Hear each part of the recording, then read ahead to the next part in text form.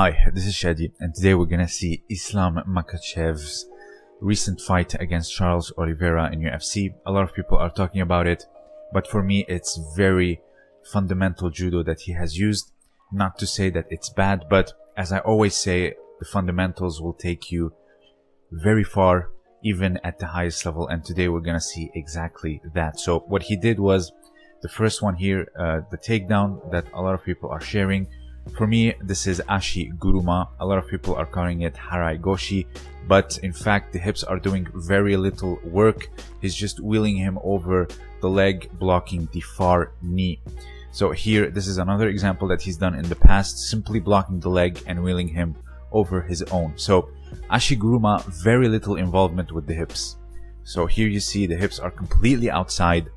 Then you block the far knee, wheeling them over it. There's no support with the hips, there's no loading on the hips, and then sweeping upward like in Harai Goshi. So here you see, you block the far knee, you have a diagonal leg down, and then you wheel them over it with your hands. Great example is none other than Keiji Suzuki. He teaches it on fighting films.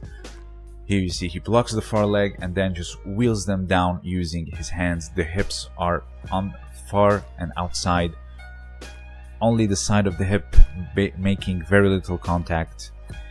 This is Harai Goshi on the other hand. You see the upward lift, you see the full contact with the hips, and a lot of people even load on the hips like Ogoshi and then sweep upward with the leg. Let's see here Islam doing it. See the contact with the hips and how he loaded him on it and then swept upward with his leg. And finally, Charles Oliveira gets hit and then tries to play guard in a desperate fashion.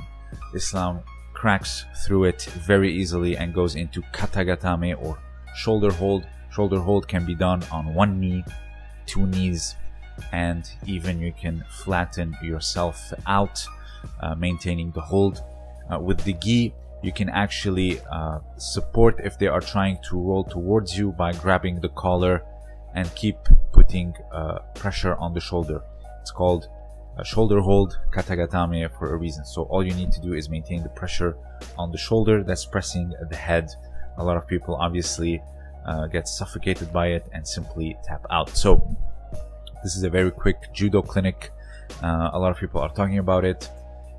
This is nothing new that he has done. In my first video that I've done years ago, I've covered them. So if you have anything else to add, please let me know down below. This was Shadi, and thank you for listening.